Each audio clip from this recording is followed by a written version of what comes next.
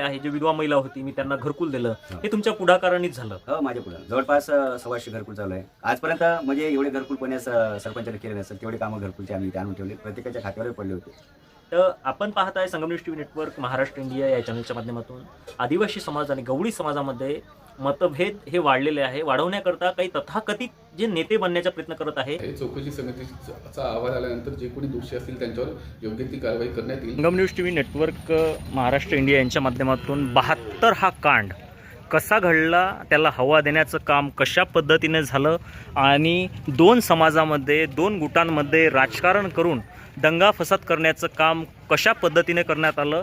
Sir, दोन समाजात तेढ निर्माण व्हावं नाही याकरता पोलीस प्रशासन जी भूमिका बजावली ते अत्यंत एक त्याकरता तुम्हाला आमच्याकडून शुभेच्छा. ही जी घटना घडली आहे 72 गावामध्ये, त्याच्या अनुषंगाने जे आहे आम्ही तिथे कुठल्याही प्रकारचा पुन्हा अनुचित प्रकार होऊ नये म्हणून आम्ही आमच्या परीने सर्व तिथे बंदोबस्त लावलेला आहे.